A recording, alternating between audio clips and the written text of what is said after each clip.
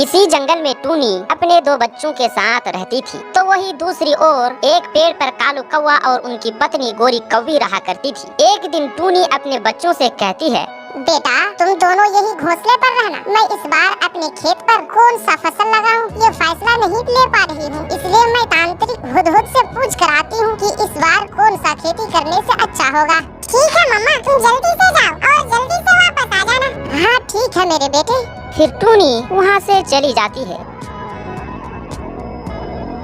और तांत्रिक हुदहुद के पास पहुँच जाती है और वह पहुँचने के बाद हुदहुद से कहती है, हुदहुद भाई, इस बार मैं अपने खेत में कौन सा फसल लगाऊं यह निर्णय नहीं ले पा रही हूँ, इसलिए आप ये बताने की कृपा करेंगे कि कौन सा फसल ठीक रहेगा।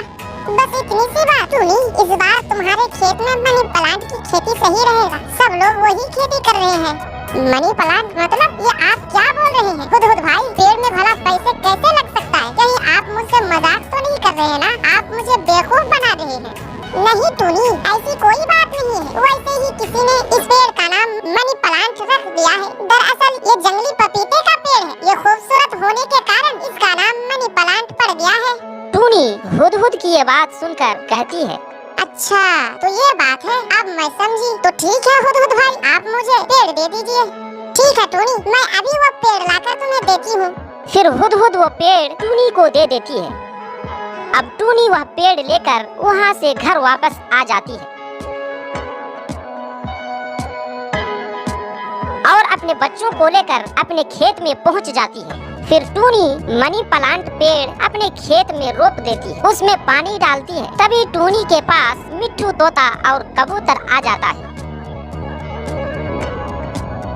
और कहता है, टूनी बहन, आप ये किस चीज का पेड़ लगा रही हैं? ये तो बिल्कुल अजूबा पेड़ है, आज से पहले तो हमने कभी नहीं देखा इस पेड़ को। कबूतर भी टूनी से कहता है, हाँ टूनी बहन, ये पेड़ भला तुम्हें कौन सा फल देगा?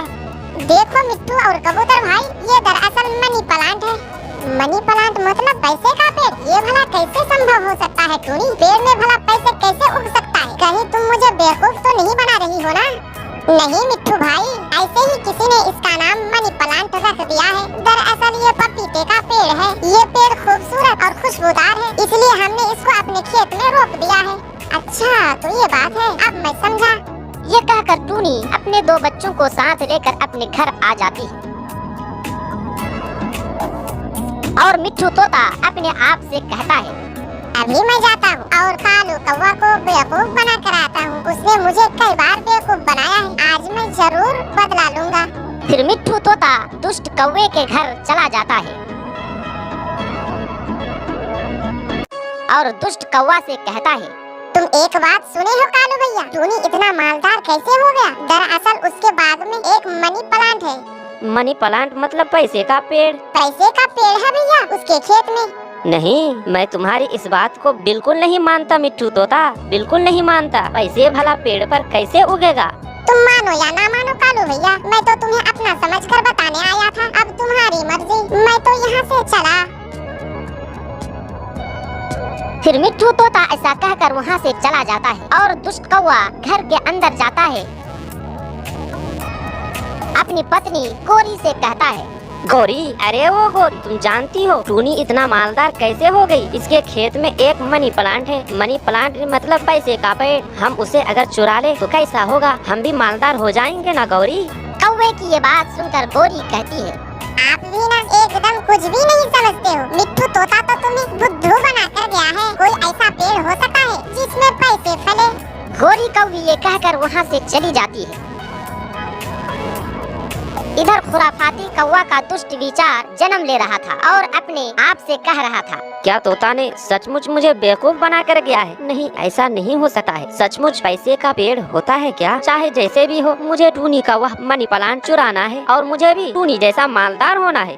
फिर शाम हो जाती है और फिर कौवा सो जाता है और सपनों में देखकर कहता है, अरे सचमुच में टूनी के पेड़ में पैसा फला हुआ है, मैं इसे अभी तोड़ लेता हूँ, मैं तो मालदार हो जाऊंगा, मालदार।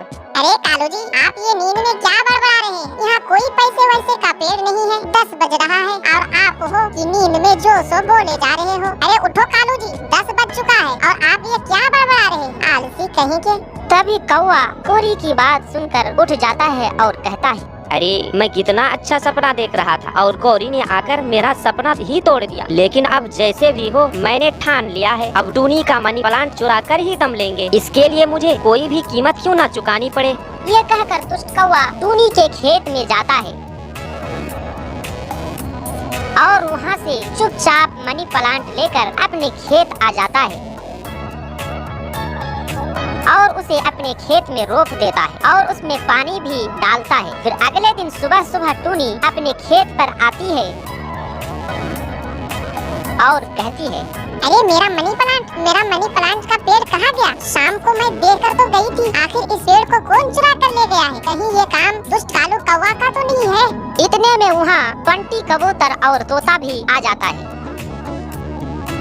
और तोता टूनी से कहता है, क्या बात है टूनी बहन, तुम बहुत परेशान लग रही हो, कहीं तुम्हारा पेड़ तो फिर से चोरी नहीं हो गया? हाँ मिट्टू भाई, मेरा जंगली पपीते का पेड़ यानी मनी प्लांट कोई चुरा लिया है, इसलिए मैं परेशान हूँ।